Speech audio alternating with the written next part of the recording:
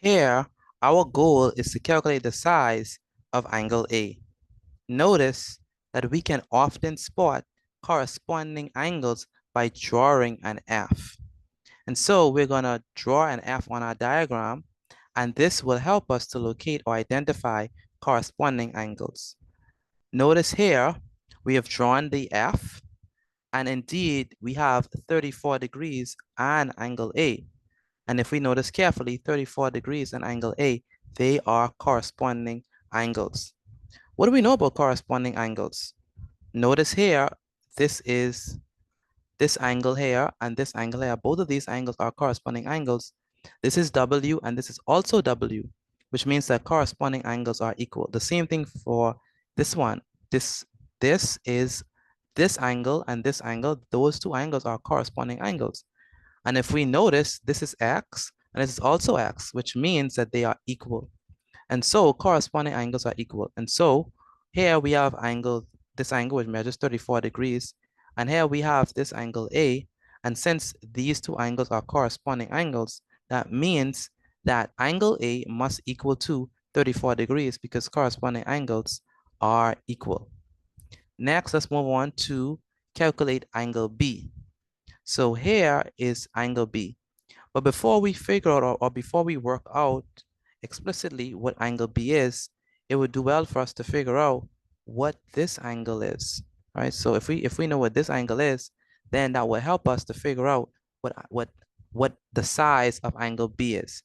So our first goal is to determine what is the size of this angle. How are we going to figure out what this angle is? And then once we get this angle, then we're going to use this angle to help us to determine the size of angle B. Again, once we find out what this angle is, we're going to use this angle to help us to determine the size of angle B. Let's look at this angle. This angle is within a triangle. And what do we know about angles inside a triangle? Angles within a triangle add up to 180 degrees. So that means that 60 plus 34 plus this angle must add up to 180 degrees. And so in order for us to figure out this size, the size of this angle, what we have to do is we have to first add 60 and 34 and then subtract that sum from 180 degrees. And so let's do that.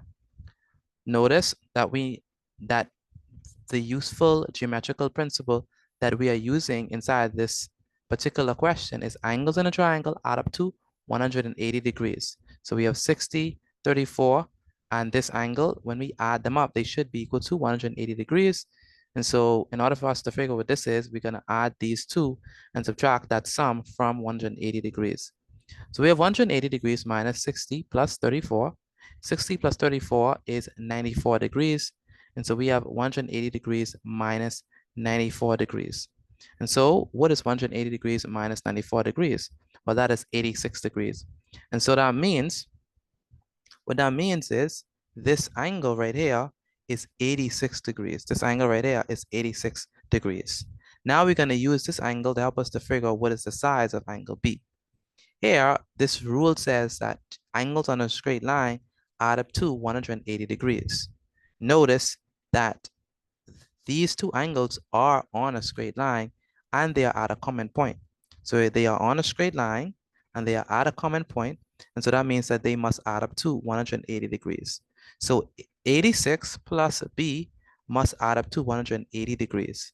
And so in order to figure out the size of angle B, what we're going to do is we're going to say 180 minus 86. And 180 degrees minus 86 is definitely 94.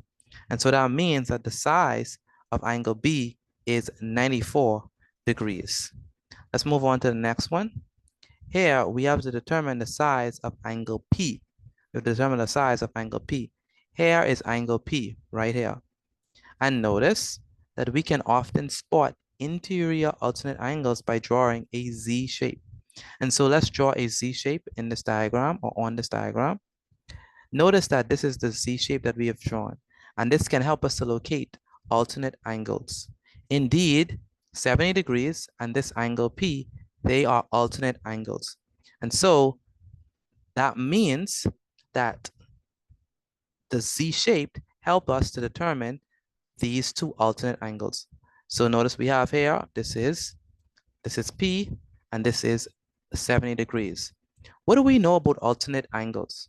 Well, we know that alternate angles, let's look at this diagram. Here we have the Z shape, okay? This angle is A and this angle is also A. So these two angles are alternate angles. And so this angle A, this angle measures A and this angle also measures A. And so that means that alternate angles are equal because this angle is A and this angle is also A. And so what that means is whenever we have alternate angles, it means that alternate angles are equal. The same thing is for this one. Notice that this is B and this is also B. And so we have the Z forming and everything, but what we also have is this angle equals to this angle. So they are equal. And so since we have, this is 70 degrees and this is P, and we know that they are alternate angles because we have the Z shape, okay, and they are right here. What that means is these two angles are equal to each other. So if this is 70 degrees, that means that the size of angle P is 70 degrees as well. Next, our goal is to determine the size of angle Q. Our goal is to determine the size of angle Q. What we can use is we can use the fact that vertically opposite angles are equal to each other. And so that means that this is Q, right? So this angle right here is Q. But this angle Q is vertically opposite to this angle, all right? This angle right here, Q. So vertically opposite angles are equal to each other. And these two angles right here are vertically opposite. So if this is Q, this must also be Q. And so if we could find out what this angle is, then we will know what is the size of this angle because they are the same, okay?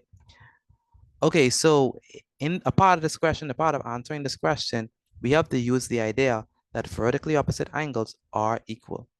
So this Q is vertically opposite to this angle, and so that means that these two are equal. So this is also Q. Okay, we also gonna use the idea that angles on a straight line add up to 180 degrees. And so in order to answer this question, we're gonna use that idea that angles on a straight line add up to 180 degrees. Note that we have this angle, angle P, which is 70 degrees. We have a Q and we also have 32. All of these are on this straight line, okay? And they're at this common point. So they are on the straight line and they are at this common point, right? So we have 70 degrees plus Q plus 32. All of these angles, right, add up to 180 degrees. So 70 plus Q plus 32, they must add up to 180 degrees. That's according to this rule. So in order to figure out the size of angle Q, the first thing that we're gonna do is we're gonna add, right? We're gonna add 70 and we're gonna add 32. Now when we add 70 and 32, what do we get? We get 102. Then we're gonna subtract that sum from 180.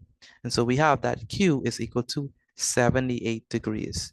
So Q is equal to 78 degrees. And so that means that the size of this angle right here is 78 degrees, okay? But because they are vertically opposite, right, and vertically opposite angles are equal, this is also 78 degrees. And so that means that the size of angle Q is 78 degrees.